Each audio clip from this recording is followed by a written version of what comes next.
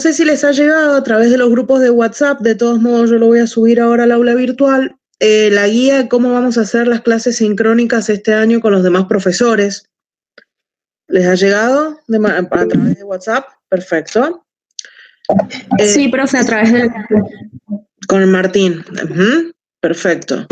Bueno, el año pasado nosotros nos agarró bastante imprevisto, como a todo el mundo, la pandemia, entonces nos dedicamos durante el primer cuatrimestre, junto con la Cátedra de Derecho Penal Especial 1, a armar unas guías de estudio bastante completas para que los chicos que cursaron el año pasado tengan acceso al material, porque no teníamos organizado en ese momento las clases sincrónicas o cómo hacerlo bien. Este año ese material ha quedado subido, pero hemos optado por dar clases sincrónicas los días jueves a las 3 de la tarde, explicándoles los puntos más importantes o acompañándolos un poco en lo que es la estructura de la materia para que puedan ir comprendiéndola, que no estén tan solos, en el primer acceso a la materia, en el primer contacto, más allá de que ustedes vienen con la práctica de penal especial 1, que esto es lo mismo. Voy a abrir, esperen un segundo, que voy a abrir la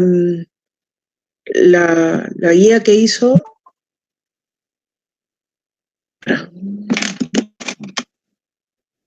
Abrir. Así más o menos se los explico, porque tenemos una metodología un poco diferente a... Hay que hacer todos los chicos que están. Nosotros vamos a dar, como ustedes vieron, están las clases organizadas por días, todos los jueves, con el link del profesor, son los links que usamos para las consultas. Las consultas las tienen subidas en la página, la página de la facultad, así que, y creo que también están subidas en el aula virtual, no estoy segura, pero por lo menos desde la parte de Secretaría Académica subieron las clases de los horarios, días de las clases de consulta de cada uno de nosotros con los links. De todos modos, en el cronograma están. Cada profesor está a cargo de diferentes unidades, por eso van a ir viendo que van a tener intercaladas las clases. Yo no continúo con las clases que vieron el jueves pasado, sino que doy tema nuevo. Por eso abajo en el cronograma, para que a ustedes les resulte más fácil, tenemos determinado quién da cada tema. Sosarditi da la 1 y la 2, yo doy 4, 5 y 6, Alejandro Iturbi da la 3, 9, y de la 9 solamente la parte de delitos contra la fe pública, y al doctor David Mangiafico le toca la 7 y la 8 de la parte de la 9, delitos contra el orden económico y financiero. Las clases están organizadas de tal manera para que ustedes ya hayan tenido por lo menos alguna clase sincrónica previo al parcial. Por eso el parcial, los trabajos prácticos, tenemos 3, el día 16 de septiembre de la unidad 1, 2 y 3, el día 14 de octubre de la 4, 5 y 6 y el 25 de noviembre 7, 8 y 9. A esa altura ustedes ya tienen hechas, dadas, aunque sea de manera sincrónica, los temas. Las guías de estudio les sirven para los parciales y les va a servir también para preparar la materia en gran parte. Como dijo el doctor Sosarditi, la bibliografía básica de la materia es el libro del doctor Estrella Godoy Lemos, es la bibliografía recomendada por la cátedra, actualizado del 2008 a la actualidad. Nosotros vamos subiendo a veces, pero en las guías de estudio también está actualizado. Entonces pueden también usar las guías de estudio y pueden usar también el libro del doctor Parma, Mangiafico y Álvarez Doyle. Ese libro, puede haber alguna discusión respecto si les gusta o no, pero es el más actualizado que tenemos y es de profesores de la cátedra también.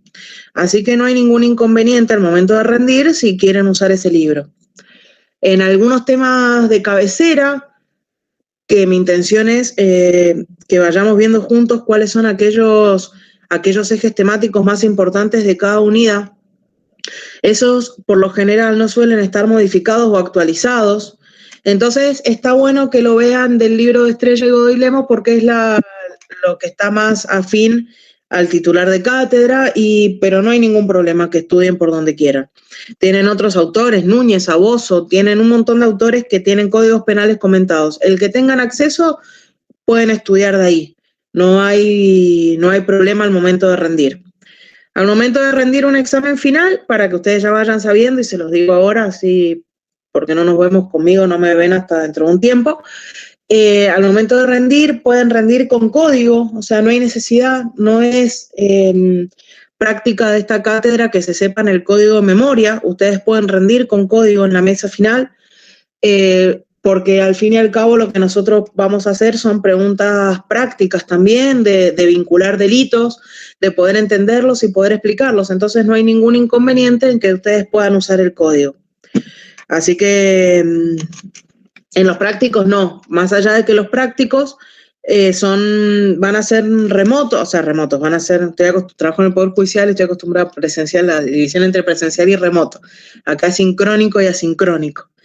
Los trabajos prácticos van a estar cargados en el aula virtual y van a ser trabajos prácticos sencillos, tampoco es criterio de la cátedra que no regularicen, es que regularicen, que lleguen, que vayan aprendiendo de manera gradual y que vayan teniendo, la idea es que el trabajo práctico es una instancia más de aprendizaje, de mucha bajada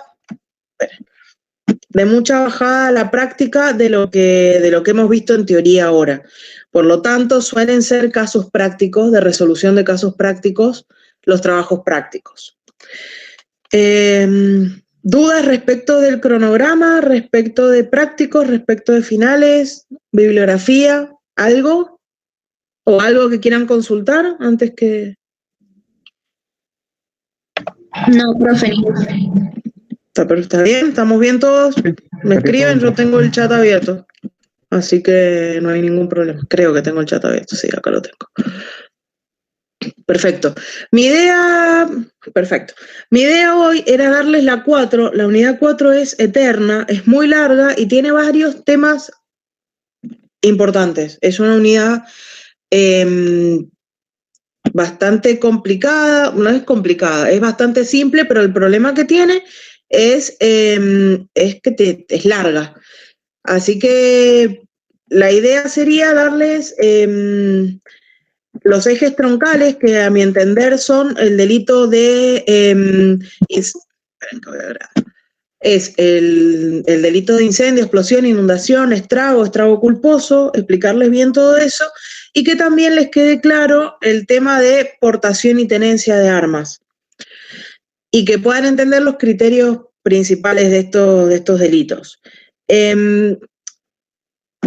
Ustedes vienen de Penal 1 regularizada, por lo tanto, más o menos la metodología para estudiar penal, la parte especial, ya la tienen, que es ir delito por delito. Así que vamos a seguir, por lo menos mi metodología, ir explicándoles para que lo podamos ir llevando de la manera más organizada posible y que les vayan entendiendo. Este delito, la unidad 4, arranca con delitos contra la seguridad pública y tenemos que entender, como en cualquier otro, cuando arrancamos una unidad, cuál es el bien jurídico protegido para poder entender cuál es el delito y cuál es la acción típica, qué es lo que se está protegiendo. En los cuatro capítulos en los cuales se divide este título, se protege la seguridad común o colectiva. En este caso, ¿de qué se protege? Se protege de la amenaza de quien utiliza un medio idóneo para ponerla en riesgo, para poner en riesgo la seguridad pública. Esta seguridad pública es Esta seguridad pública es una seguridad general para las personas, para su integridad física, para su integridad patrimonial, para la vida, para la sanidad, no de personas determinadas, sino para un número indeterminado de personas. Por lo tanto, te genera una situación de peligro común provocado por ciertos hechos delictivos, que son delitos de peligro. Características entonces de este bien jurídico protegido, que son delitos de peligro que afectan a un número indeterminado de personas. Nosotros veníamos viendo hasta el momento que todos los delitos que estábamos estudiando eran delitos de resultado, exigían un cierto resultado. ¿Se acuerdan la diferencia entre delito de peligro y delito de resultado? Se cambia la metodología del Código Penal a partir de este título, y los delitos que vamos a estudiar ahora son delitos de peligro. Delitos de peligro que pueden ser peligro concreto o que pueden ser de peligro abstracto. pero ya no son delitos de resultado. Y son delitos de peligro, en este caso, a un número indeterminado de personas. ¿Qué pasa acá? Tenemos el primer título, el delito de incendio, el primer artículo, es el artículo 186. Yo les voy a ir leyendo el código. Tenemos el artículo, me voy a poner el código, van a escuchar mi perro ahí. Espera, me voy a poner el código, me voy a poner los auriculares. Espera. Ahí está. Pues se ponen locos y no vamos a poder. Ahí está. Empieza, es un griterío que. Bueno, artículo 186 es el delito de incendio, explosión e inundación. Lo que tenemos es el delito de estrago, que también suele considerar que es el artículo siguiente. Tenemos que entender que el estrago es el género, sí, es el delito en general, y incendio, explosión e inundación son especies de estos estragos, son delitos específicos. Crean una situación para las personas y para bienes, ambos indeterminados. Se trata, el inciso primero, yo se los leo ahora para que nos podamos orientar. Dice, el que causare incendio, explosión e inundación será reprimido con reclusión o prisión de 3 a 10 años si hubiese peligro común para los bienes. O con reclusión, dice, o prisión de 3 a 10 años el que causare incendio o destrucción por cualquier otro medio, bueno, pone los agravantes, pero la figura básica es causar, es decir, debe haber una conducta que provoca efectivamente un daño común para los bienes, ¿sí? Y que este daño es de carácter real, es concreto, es circunstanciado, hay una puesta en peligro común para los bienes. Esta es la acción típica de causar, es provocar de manera efectiva. ¿Qué es lo que tenemos que entender y necesitamos analizar primero? Lo que es el incendio, lo que es la explosión y lo que es la inundación. Son los conceptos básicos que ustedes tienen que tener para poder analizar este artículo y los que siguen.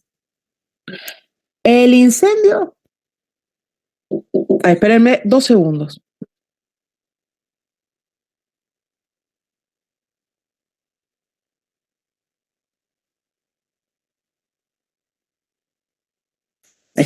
Tuve un pequeño inconveniente con el viento sonda y y me lo están arreglando, entonces tengo los albañiles ahí. Permitir. ¿Qué es lo que debemos entender por incendio?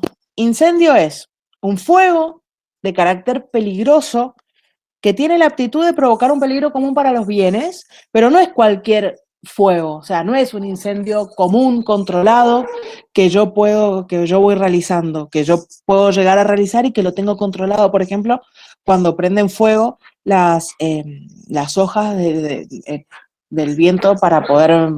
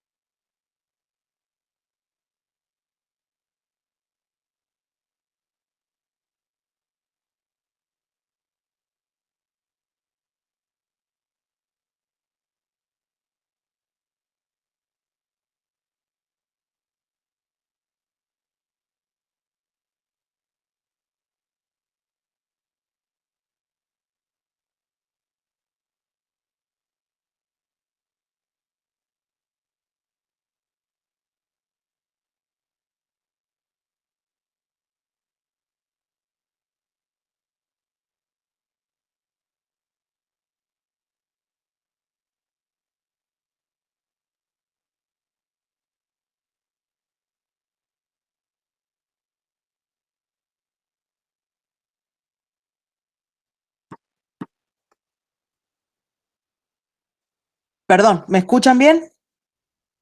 Vamos. Sí, profe, se escucha.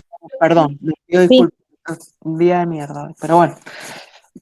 Les estaba intentando explicar lo que era el incendio respecto que era un fuego de carácter autónomo incontrolable. ¿Qué tiene esta característica? Que si yo armo, por ejemplo, un fuego en mi casa porque quemé hojas, no va a ser el incendio que va a formar parte del artículo 186 del delito de estrago, del delito de incendio, sino que lo que necesito es que tiene el incendio para configurarse en este delito tiene que ser autónomo y tiene que ser de difícil o imposible control. Es decir, debe haber un riesgo de propagación de este fuego. ¿Me explico? Por eso esta es la característica que tiene de ser peligro común y que puede afectar a un número indeterminado de bienes y de personas. En mismo sentido, la explosión hace referencia a una liberación súbita, instantánea, irrefrenable de una gran energía que puede generar un peligro común, un peligro en número indeterminado. Es un proceso de combustión, de transformación de energías o de compresión. Pero la característica que tiene es que es irrefrenable, es instantáneo y de amplitud, y entonces por eso también genera este riesgo para un número indeterminado de personas y de bienes. Avanzando un poco, el artículo dice el que causara un incendio, explosión o inundación. ¿Qué es la inundación? Una invasión considerable en los terrenos por parte del agua, un avance del agua en los terrenos. Nosotros pensamos inundación y estamos viendo estas características de intempestivas, de irrefrenables del incendio y de la explosión. No se cumple lo mismo en el sentido de la inundación. La inundación no es necesario que sea de manera súbita y de manera rápida, sino que puede ser también de manera lenta. Abro un poco una compuerta y va de a poco el agua avanzando, pero al ser de manera permanente me genera una inundación y me genera daño. No necesito una marea para que sea considerada inundación. Entonces puede ser de manera, este avance del agua, esta extensión en los terrenos por parte del agua, puede ser de manera lenta o de manera intempestiva. Esta es la figura básica, el que causara incendio, explosión e inundación con un peligro común para los bienes. Ahora vamos a los agravantes. Antes tenemos situaciones particulares que también establecen la misma pena con reclusión o prisión de 3 a 10 años, el que causara incendio o destrucción por cualquier otro medio. Es decir, que no es solamente el incendio, la explosión y la inundación, estos tres es para cualquier bien, en cualquier lugar. Y cualquier tipo de destrucción se va a agravar cuando sea de cereales, ahí tienen una enumeración, de cereales en parva, gavillas o bolsas, o de los mismos todavía no siendo cosechados. Bosques, viñas, olivares, cañaverales, ganado en los campos, subproductos amontonados en el campo depositados, leña, carbón, apilados, amontonados en campos de su explotación y destinados al comercio, alfalfares, cualquier otro cultivo de forrajes. Bueno, ¿qué característica tiene esto? Que son productos dejados y tienen una gran capacidad de combustión y que pueden generar también un peligro común. Figuras agravadas del delito del artículo 186 lo vamos a encontrar en el inciso 3, en el inciso 4 y en el inciso 5. En el inciso 3 es los peligros comunes para determinados lugares públicos o privados, pero que están receptados en la figura. Se los voy a ir enumerando para que puedan ver. En el inciso tercero, por ejemplo, dice, aumenta un poco más la pena, aumenta el máximo, dice de 3 a 15 años, si hubiese peligro para un archivo público, biblioteca, museo, arsenal, astillero, fábrica de pólvora o de pirotecnia militar o parque de artillería. En este caso es por el carácter de los bienes que se están protegiendo, ¿bien? Tenemos un archivo público, biblioteca, es por los bienes que allí se conservan. O por el peligro también de que se provoca un incendio, una explosión. Imagínense, por ejemplo, en un arsenal, en un astillero, en una fábrica de pólvora. Por eso es una figura más agravada. Pero es en virtud del lugar, que puede ser público o puede ser privado dentro de los que vimos. Y después los agravantes estos que son el 4 y 5, que son los agravantes genéricos. Dice, si con consecuencia de este estrago se coloca en una situación de peligro a la víctima o de una víctima, de peligro de vida de alguna persona. ¿Qué necesito que sea este peligro para la vida de la persona? Tiene que ser un peligro concreto para un individuo ya así determinado. Vemos siempre que el peligro en estos tipos de delitos son para un número indeterminado de personas. El peligro de vida sí ya tiene que ser para una persona determinada y tiene que haber probabilidad de muerte, ¿bien? Entonces, acá sí ya es necesario la determinación de la persona. Acto seguido, el inciso quinto ya es cuando se produce la muerte como una relación causal con el estrago que se ha ocasionado. La muerte tiene que ser causa directa. Bien, esta es la diferencia de lo que ustedes han visto con el artículo 80, inciso 5. El que con un medio idóneo para crear un peligro común causará la muerte, tiene una pena de reclusión o prisión perpetua. ¿Cuál es la diferencia que ustedes considerarían entre cuándo se aplicaría el 80, inciso 5 y cuándo se aplicaría el 186, inciso 5? En los dos tenemos un delito de peligro común y en ambos tenemos un resultado muerte. ¿Cuándo quedaría configurado en un tipo y cuándo quedaría configurado en otro tipo? Si se les ocurre algo. Incendio, por ejemplo, es intencionalmente con el objetivo de matar a la persona, se configura el 80, y cuando es preintencional o culposo, se configura el incendio seguido de muerte. ¿Sería así? Sí, pero está muy bien. No siempre que sea preterintencional o culposo, porque tenemos el estrago culposo. En los casos, está muy bien lo que decís, que la diferencia está en el dolo subjetivo, en el elemento subjetivo, en el dolo.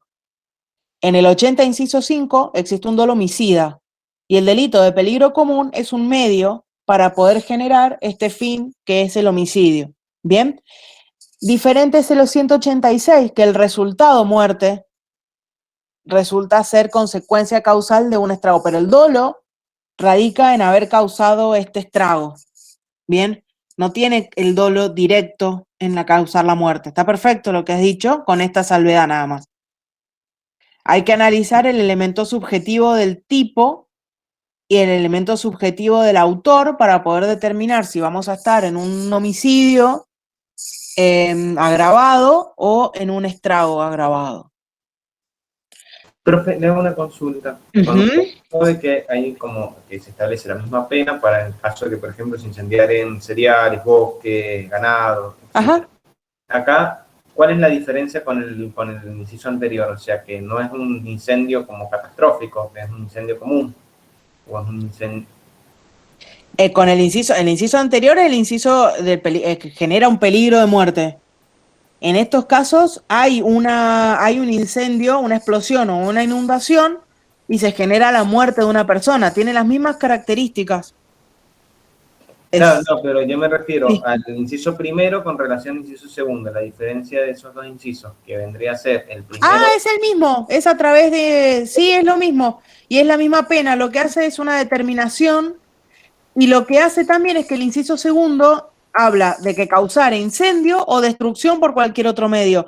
Por lo tanto, el inciso primero solamente hace referencia a un incendio, una explosión, una inundación, y el inciso segundo es en virtud de los lugares que se queman o que se destruyen. Por eso hace referencia al artículo incendio o cualquier otro tipo de destrucción. ¿A qué? A todos estos objetos. Por lo tanto, si yo incendio no, porque, bueno, va a ser un incendio, pero contamino, iría un delito contra la salud. Destruyo porque paso con un camión, qué sé yo, y arraso con todo un campo de ganado y va a ser considerado un estrago. Muchos delitos ecológicos suelen ser considerados estragos y no son por medio de incendio, inundación o explosión. Es otro tipo de destrozo. ¿Cuándo va a ser atrapado por la figura? Cuando sea en estos lugares determinados. Si es incendio, explosión, inundación, es siempre por el inciso primero. Pero si es otro tipo a través por otro medio, por otro tipo de destruyo a través de otro medio, tiene que ser a estos lugares determinados, los lugares cereales, los bosques, las viñas, la leña, el carbón afilado, apilado, alfalfares, etc. Eso puede ser por cualquier otro medio. ¿Me explico, Ezequiel? Sí, muchísimas gracias, profe. De nada. Alguien me iba a hablar y no vi el nombre. Sí, era si podía ser el caso cuando rompieron esas bolsas donde se guarda el trigo. Los hilos. Sí, eso, Sí. Eso estaría en el inciso 2. En el inciso 2. Bien. Es exacto. O sea, ¿por qué? Entonces no es por medio de inundación, de explosión, de nada, hicieron un destrozo en uno de esos lugares que ellos los consideraron comprendidos en la figura. Es por la situación del lugar, de estos bienes que están custodiados de esta manera, en el campo, apilados, amontonados, pero están protegidos por su característica, ¿bien? ¿Se entendió? Sí, profe. Vamos con ¿Profe? Sí, lejos, pero te escucho, dime. Bien, quería hacer una pregunta con respecto al 186, inciso 4. Sí. ¿El inciso requiere que haya tipo de lesiones? No existe, no, porque es un peligro, a lo sumo te concursará. En el caso, se podrá hacer un concurso ideal, no sé, depende si fuese leve, quedará absorbido por la figura y se resuelven por las reglas del concurso ideal. No requiere que sea lesiones, requiere un peligro concreto contra la vida. Bien, gracias. A lo sumo aumentará la escala, al ser delitos que tienen esta escala penal, aumentará la escala. Y si no pueden concurrir de manera real, no, sino de manera ideal van a concurrir. Pero no requiere un peligro concreto. Bien, gracias. Mira. Vamos, el 187 ya sí establece la figura específica de estrago. Espera, que voy a abrir el chat que preguntó. Consulta que se me salió la llamada cuando decía... Bueno, después publicó, no está en el cronograma, no está en el aula el cronograma todavía, ya lo voy a subir. Va a estar en la primera parte. Después avancemos con el delito de estrago, que está tipificado en el artículo 187 del Código. Esperen que lo abro. Dice, incurrirá, según los casos, en las penas señaladas en el artículo precedente, el que causar estrago por cualquier medio de sumersión, varamiento de nave, derrumbe de un edificio, inundación de una mina o de cualquier otro medio poderoso de destrucción. Yo les había dicho al principio y había arrancado diciendo que el estrago era el género, incendio, explosión, inundación era la especie. El estrago es conocido, hay diferencias en doctrina porque no está definido el estrago en el código, el concepto de estrago en el Código Penal, pero se lo define la doctrina y la jurisprudencia como un daño de extraordinaria magnitud, de gran importancia, es un daño de grandes proporciones que produce un peligro real para un número indeterminado de personas o de bienes. La acción, como en el artículo anterior, consiste en este caso en causar un estrago, que es producir un daño de grandes proporciones, de carácter desproporcionado, que ponga en riesgo o en peligro la vida, la salud, la integridad o los bienes de personas y bienes indeterminados. Voy a avanzar un poco. Estrago, bueno, este es el concepto, un daño de grandes proporciones que genera peligro para un número de bienes y de personas indeterminado. Y un delito de peligro, como todos los delitos de este tipo, de este capítulo. ¿Qué es lo que tenemos que entender por sumersión? Sumersión es el hundimiento de una nave. El varamiento, a diferencia de la sumersión, no es la inundación, sino es cuando encalla la nave en una costa, en la arena, en las rocas, en el mar.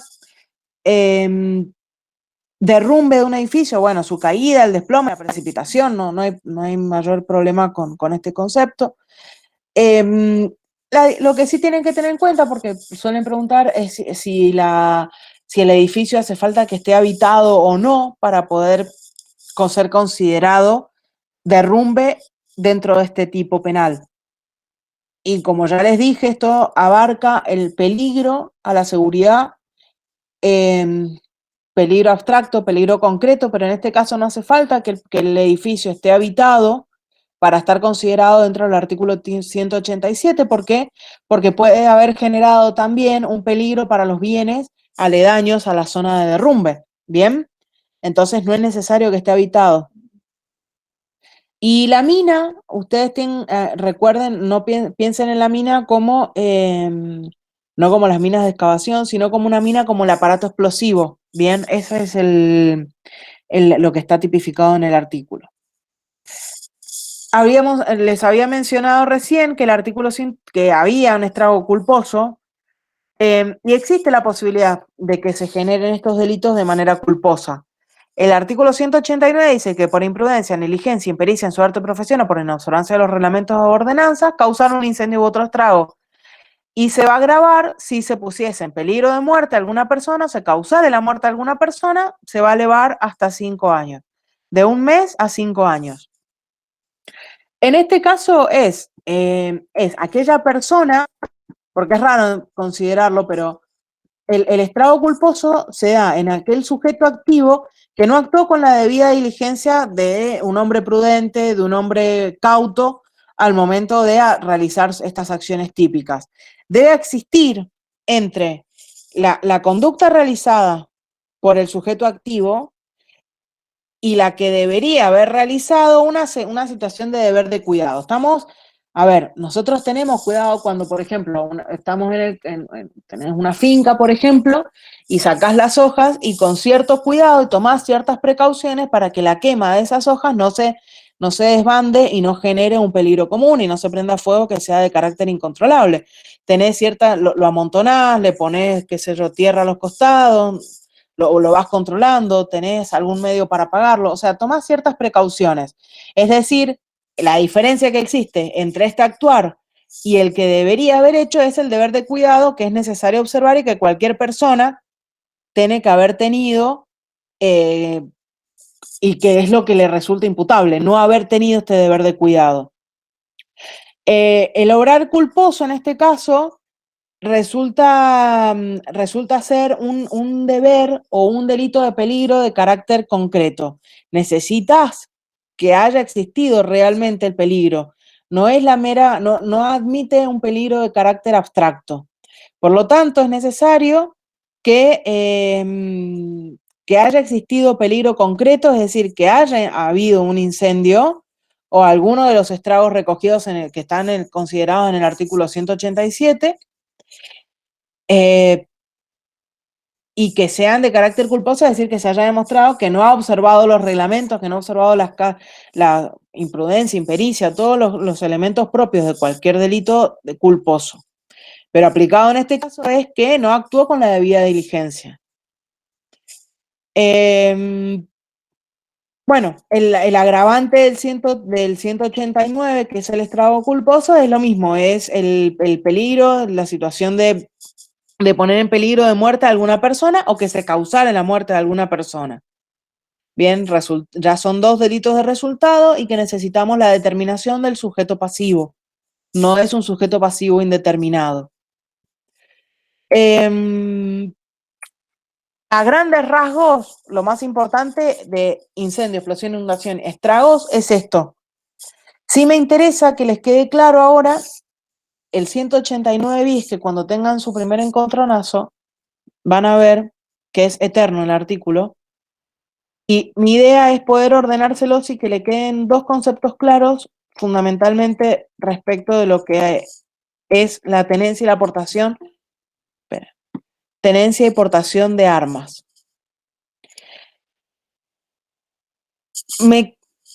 Este artículo, más que estudiarlo de manera lineal, está bueno que lo puedan entender por conceptos.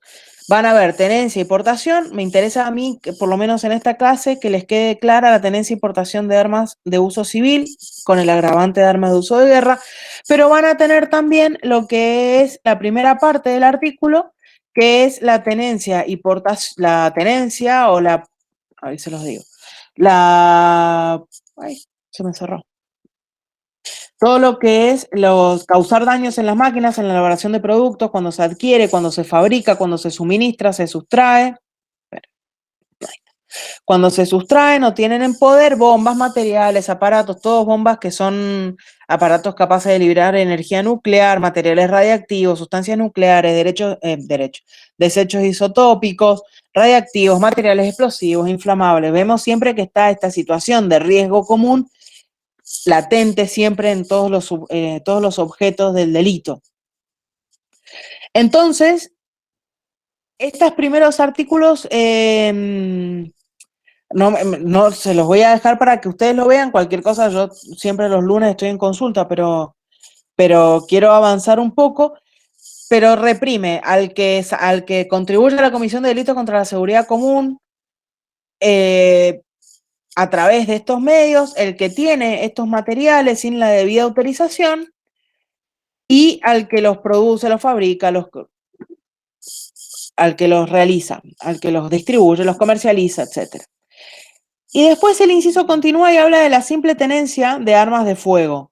La simple tenencia de armas de fuego de uso civil sin la debida autorización legal va a ser reprimido con prisión de 6 meses a 2 años y una multa de 1.000 a 10.000 pesos. Siempre se agrava cuando el arma fuese de uso de guerra, fuese arma de guerra, no de uso civil. La diferencia entre un arma de guerra y el arma de uso civil ya se las voy a explicar enseguida, pero no forma parte del Código Penal esa diferenciación y la tipificación de esos, sino que están establecidas en un reglamento que ya enseguida se los digo. Pero tengan en cuenta que sea un arma de fuego, de guerra, va a constituir un agravante del tipo. Bien. La figura básica es la tenencia ilegítima de un arma de fuego de uso civil.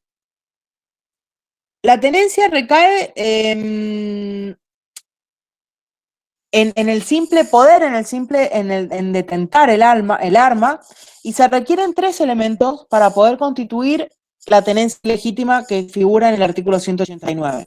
Necesito la conducta típica, el verbo en este caso, que es tener, la simple tenencia. Necesito un arma de guerra de uso civil o de guerra, y necesito el elemento normativo del tipo, que es lo que constituye acá el delito, que es que no se tiene la debida autorización legal para poder tenerlo. ¿Qué es lo que pasa? Nosotros podemos no constituir este delito con la tenencia de tener el arma de guerra o el arma de uso civil si contamos con la debida autorización. Autorización que es emitida por un organismo público en la cual cumplen ciertos requisitos y te dan una credencial en la cual te determina como tenedor o como portador de arma de guerra. Arma de guerra, y vos a su vez también tenés que tener registrada el arma. Si vos no cumplís con este elemento normativo del tipo, pues se constituirá el delito. La tenencia suele considerarse como un tener estático, tengo el arma de guerra de uso civil sin mi poder, en mi poder, pudiendo disponer de ella en cualquier momento, ya sea corporalmente o en un lugar cercano, próximo a él, aunque sea de difícil acceso, no importa, pero la tenencia no siempre te tienen que detener justo cuando tenés el arma en la mano, sino que vos podés, por ejemplo, estar llevándola a hacer arreglar porque vos sos un tenedor y estás llevándola a hacer arreglar. Entonces, bueno, tenés de difícil acceso. Suele decirse, para que ustedes lo recuerden, que la diferencia entre tenencia y portación es que en la tenencia es un tener estático, no la puedo movilizar siempre el arma, y si la movilizo, la llevo de un lugar al otro, tiene que ser con ciertos requisitos, y la portación es un tener dinámico. Ya les voy a explicar por qué. En la tenencia, por lo tanto, yo la puedo disponer del arma en cualquier momento, bajo 1 o 2 movimientos. Si a mí me encuentran, por ejemplo, trasladando un arma y la tengo en la gaveta del auto, me van a decir, o en el asiento del acompañante o abajo del asiento, van a decir que eso no sería tenencia, pero es tenencia porque es un lugar cercano, próximo, de fácil acceso y que con 1 o 2 movimientos yo ya puedo tener la disposición del arma. Es un delito de peligro abstracto, o sea, no requiere peligro concreto, nunca va a haber un peligro, o sea, quizás yo la tengo porque la heredé, y por eso no soy un tenedor autorizado. Es un peligro claramente abstracto que no requiere una apuesta de peligro efectivo, no requiere que yo ni siquiera tenga intención de haber cometido un delito. ¿Por qué? Porque es una cuestión de política criminal en la cual se reprime la simple tenencia de un arma que no estuviese autorizada, que yo no esté autorizado para tener esa arma. Hay muchos debates respecto de la constitucionalidad de estas normas. ¿Por qué? Porque no hay una puesta en peligro bajo ningún aspecto. O sea, estoy No iría, o sea, violaría el principio de la lesividad, porque no hay una puesta en peligro de algún bien. Claro, lo que pasa es que muchos dicen eso y mucho más aún cuando avancemos un poco más en el artículo, en el articulado, hay varios debates constitucionales más de este nivel. Está muy criticado la constitucionalidad de esta norma de la tenencia. ¿Por qué? Porque es simple tenerla, ni siquiera tengo que demostrar que la voy a tener con un fin ilícito. Pero bueno, violan varios principios, pero bueno, es una cuestión de política criminal que ha sido adoptado está desde el código original. Entonces, lo que busca es de esta manera intentar reprimir cuando yo estudiaba, siempre lo estudiaba y me lo imaginaba como dentro del iter criminis, esto está 5 pasos antes del inicio del delito. O sea, esto está, y quizás ni exista delito, pero bueno, per se, por no tener la debida autorización legal, ya por ese motivo no cumple con el elemento normativo del tipo y va a ser va a ser considerado como delito. Profe, le hago una consulta. Sí. ¿Qué sucede, por ejemplo? Un familiar tiene un arma, fallece ese familiar, entra en sucesión esa arma mientras que está en la sucesión y una persona la tiene, ¿también constituye delito, aunque se encuentre en sucesión? Lo que pasa es que vas a tener que tener en ese momento, si el causante. ¿Cómo? Está autorizado el causante. Sí, lo que pasa es que vos ahí tendrás que demostrar y quitarás la imputabilidad, o sea, no constituirá delito. Si te la tienen, quizás la tenés en un cofre dentro del armario con llave, entonces ya no es tenencia porque tampoco tenés poder de disposición de la cosa de fácil acceso. Bien, si te la encuentran en tu mesita de luz, diferente sería el caso. Sí. Bien. Pero si vos la tenés, te hacen un allanamiento en tu casa, X allanamiento, y vos la tenés en el armario, en la baulera, en un cofrecito, que era donde la tenían con llave, no es tenencia, porque habíamos dicho recién de que vos tenías una fácil disposición de la cosa. Ah, perfecto, gracias. No, igual está perfecto, el ejemplo está válido, está muy bien. Profe, una sí. pregunta.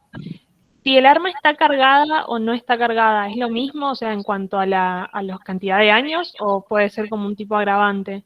Se va a tener en cuanto a la determinación de la pena y eso también ya te va también determinar si estabas más pronto, porque que no quiero adelantarme, pero el penúltimo artículo dice que cuando la misma situación se va a tener en cuenta a los fines de la aportación y de la tenencia, cuando por las circunstancias del hecho y las condiciones personales del autor resultar evidente la falta de intención de utilizar las armas portadas con fines ilícitos.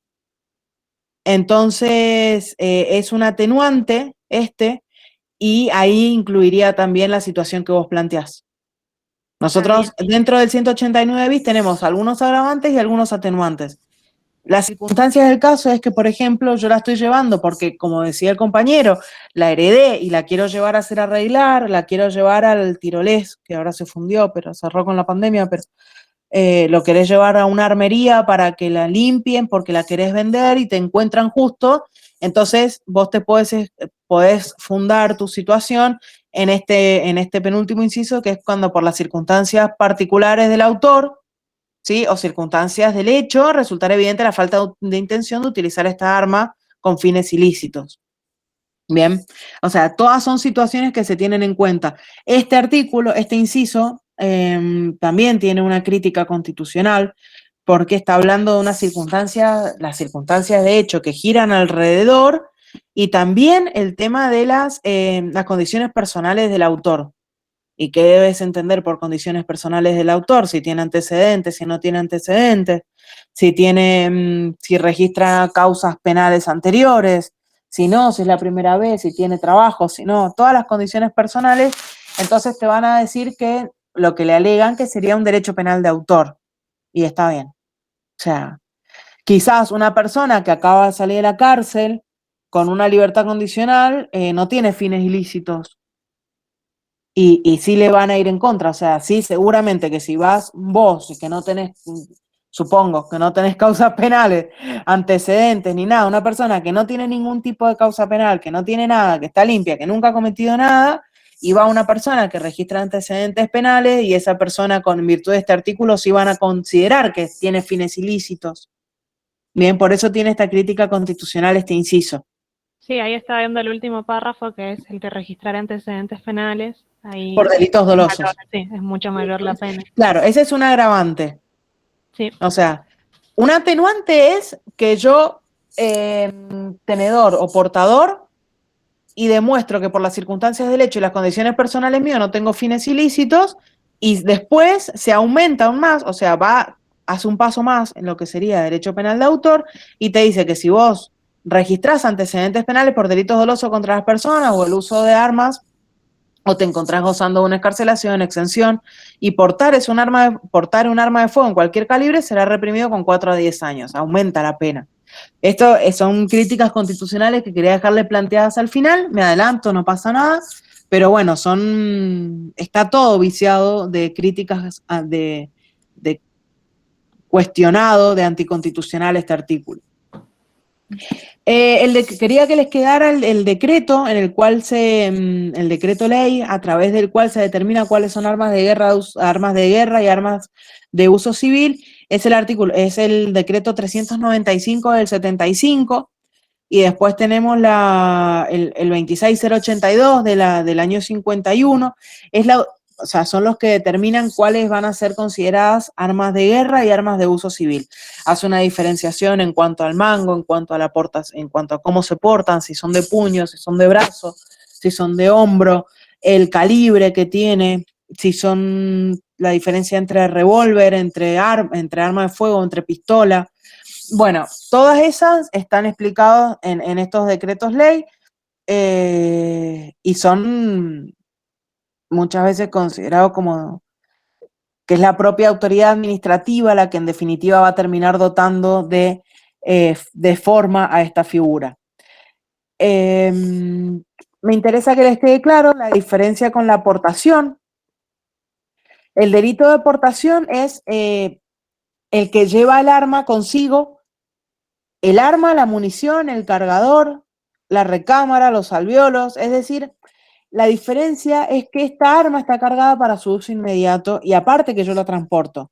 ¿Por qué? Porque muchas veces suelen decir de que la aportación es cuando yo la llevo de un lugar al otro y la tenencia es estática. Por eso recién les dije que la tenencia es un tener estático y la aportación es un tener dinámico. Bien, eso está bien. La diferencia es que también en la aportación lo que difiere de la tenencia es que yo tengo la posibilidad de su uso inmediato.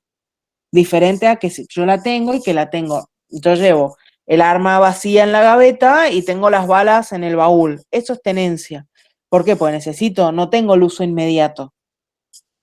Si yo la tengo cargada en el auto, va a ser el delito de portación.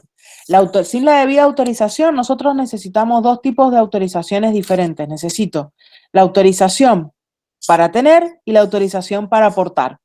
Si yo estoy teniendo autorización para tener, se me va a disminuir la pena, porque el delito, en cierto modo, está subsumida la legalidad, pero hay un margen que estás incumpliendo, que es tener la autorización para la aportación.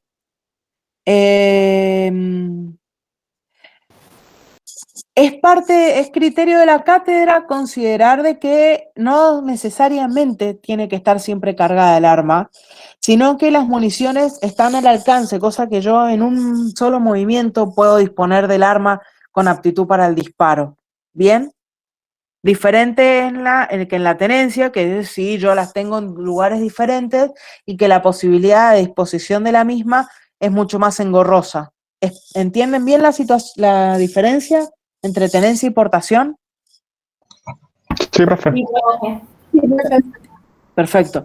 Cuando ustedes lo lean, de donde sea que lo lean, esto no está reformado, así que lo pueden estudiar de cualquier lado, ahí van a poder entenderlo un poco mejor. Profe, le hago una consulta. Diga.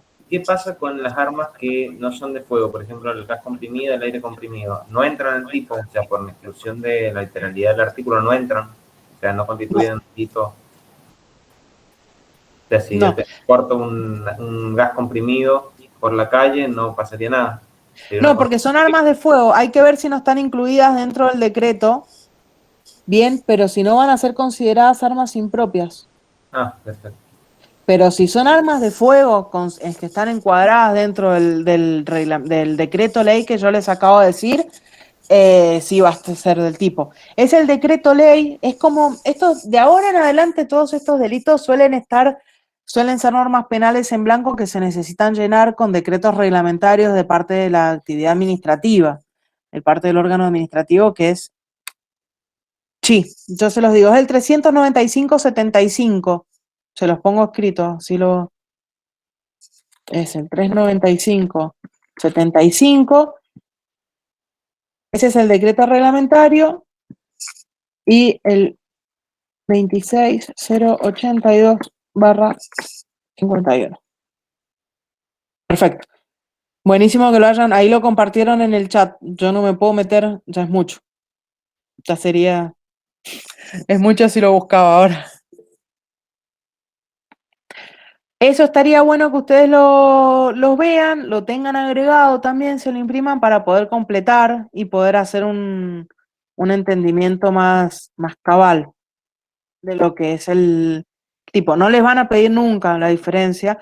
Sí les van a preguntar cuál es un arma de guerra, cuál es un arma de uso civil para poder encuadrar una u otra figura, porque de eso depende si te va a ir a la figura básica o agravada. Si uno de los atenuantes es si el portador de las armas de los delitos que antecede es tenedor autorizado. La escala en este caso se va a reducir de 1/3 en el mínimo y en el máximo, es lo que les decía recién. Es en el caso de que el portador sea tenedor autorizado. En esos casos, obviamente, se va a disminuir la pena. Y otro atenuante es el que les decía recién, en el caso de que por las circunstancias del hecho, las condiciones personales del autor, resulta evidente que no va a ir con fines ilícitos, que no tiene el arma con fines ilícitos.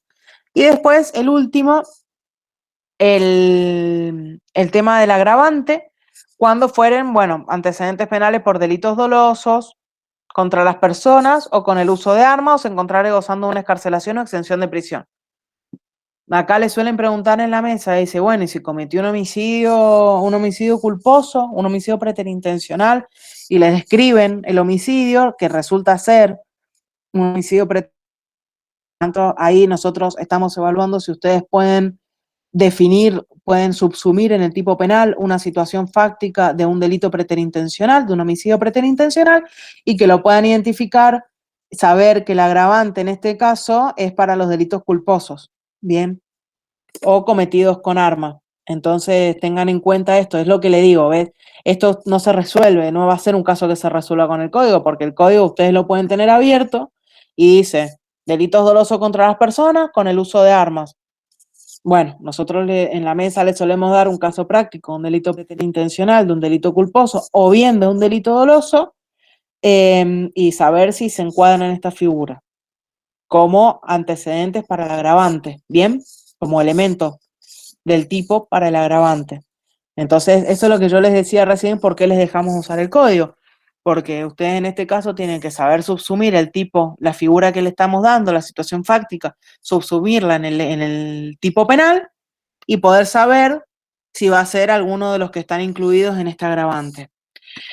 Les dejo en el libro de Mangiafico, en el de Estrella también, en el de Mangiafico y Parma, es muy interesante el debate que hacen respecto de la constitucionalidad de estos artículos.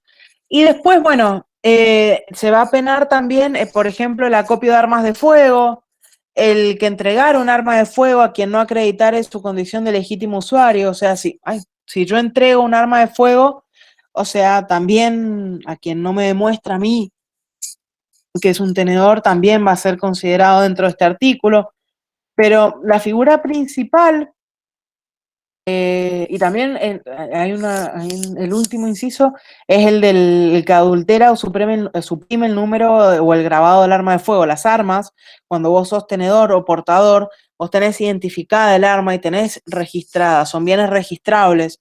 Por lo tanto, si yo la adultero o modifico el número, la limo al número del arma, en este caso yo también estoy demostrando una cierta intención de que la misma no pueda ser identificada.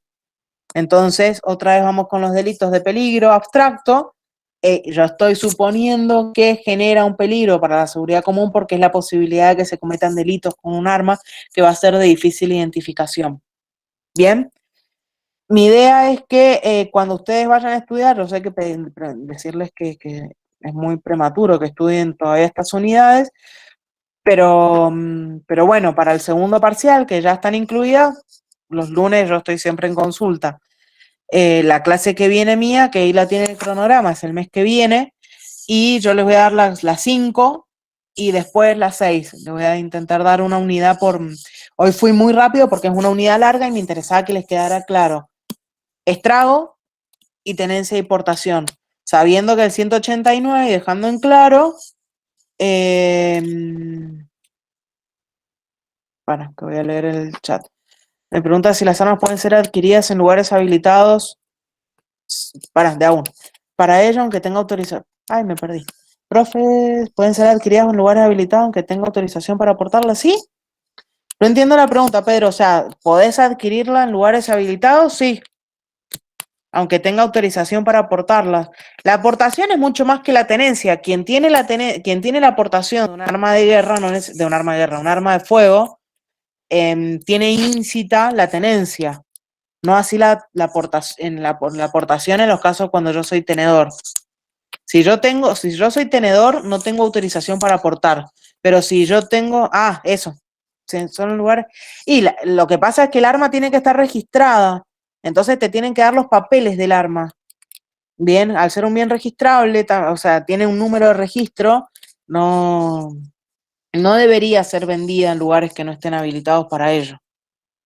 Y si te la venden con los papeles. Entonces vos también tenés la tenencia legítima de esa arma, con los papeles, con el número de registro y todo. No habría problema en eso. Respecto a lo que preguntan, el primer parcial entra a la unidad 1, 2 y 3, o 1 y 2, dame fijo. Es lo que, acá está el cronograma. Es la 1, la 2 y la unidad 1, 2 y 3, el trabajo práctico número 1, el 16 de septiembre. Igual ya a ver si puedo, me siento tan vieja con esto así digital, todo. A ver si se los puedo compartir esperen un segundo. Y veo si se los puedo compartir por acá, así ya lo tienen.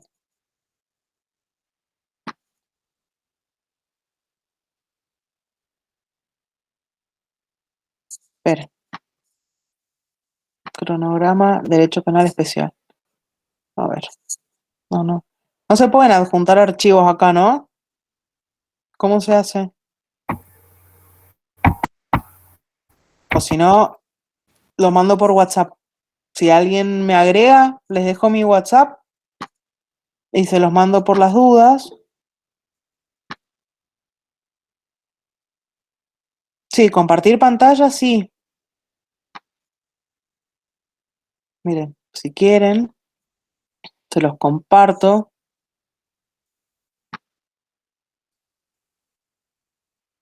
A ver, para. Bueno, miren, les dejo mi número de celular. ¿Están todos en el grupo de WhatsApp? Claro, por eso. Creería que sí. Creería que sí, profe. Sí, por eso, porque Martín me dijo que estaba en la mayoría. Si alguno no llega a estar, se lo baja, ya en un rato lo subo al aula virtual. No hay problema, si ya les queda a todos, ahí directamente hacen clic en los links y ya ahí directo se conectan al link de la clase de ese día. Así que ya lo hicimos con los links y todo para que puedan tenerlo de más fácil acceso. Ahí tienen bien determinado las fechas de los prácticos y los temas. No va a haber ningún problema. ¿Tienen alguna duda con la unidad? ¿Algo que quieran consultar, preguntar? Aprovechen ahora. Por lo menos Yo yo no, no, profe. ¿No? ¿Se entendió bien? No. Yo tengo una duda, pero es más sobre, creo que es la ley de armas más que el código penal, si el tema de la transferencia, porque esto que surgió, si se puede vender entre particulares, se tiene que inscribir, o sea, como bien un mueble registrable, se tiene que inscribir en algún lugar, o simplemente con la tenencia del papel ya como que acredito. No, con eso ya está, con eso ya acredita. Ah, perfecto. No están registradas. Hasta donde está cambiado mucho. Antes era la Renaper, era parecido a Renaper, era no era Renaper era el de personas, tenías uno de armas, el Registro Nacional de Armas. Ahora tiene otro nombre que se me ha ido, pero ese es ahí en donde establecen las circulares de cómo tienen que realizarse toda esta tenencia para poder ser legítima. Pero no hay un registro como un registro de propiedad o registro de automotor. Ahí tienen el chat de WhatsApp. Se los acaban de compartir para que se agreguen todos. Ahí yo creo que está Martín y va pasando la información que yo le voy dando respecto de la cátedra. Cualquier cambio que vayan haciendo de las clases, yo se lo comunico a Martín para que lo hable con ustedes. ¿Bien?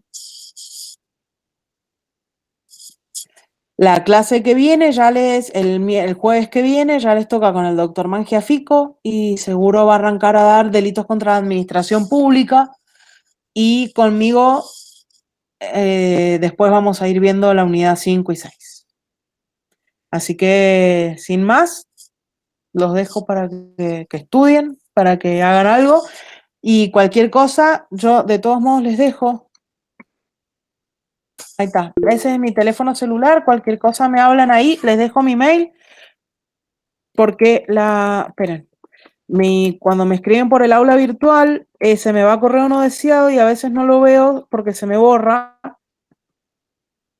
Esos son los dos mails míos, espérenme.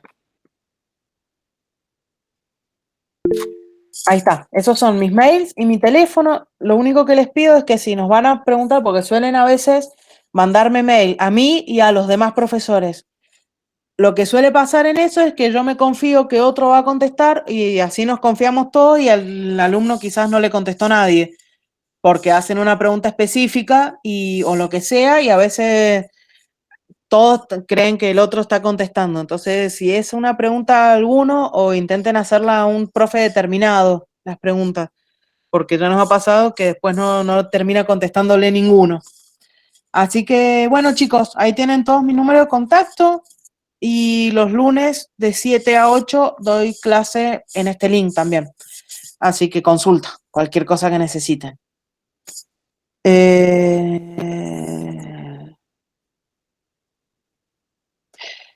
Ahí, compañero, está preguntando si en el caso de que una persona cause lesión, una lesión con dolo homicida sería homicidio en grado de tentativa.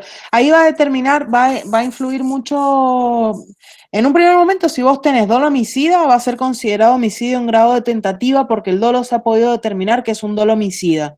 Cada delito considerado en sí mismo tiene su dolo directo, que es propio y particular, es el conocimiento y la voluntad de realizar el tipo penal establecido en el artículo. De realizar la acción típica establecida en el tipo.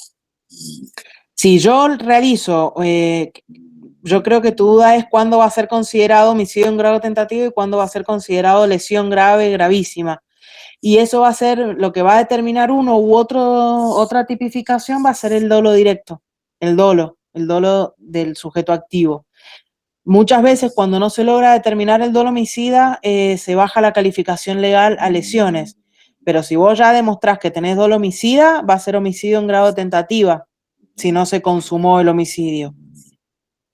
Bien, lo que va a determinar un homicidio en grado de tentativa de una lesión, entonces, es el dolo directo, la intención y la voluntad del sujeto, que es de difícil determinación, y van a ser las pruebas y la valoración de la prueba.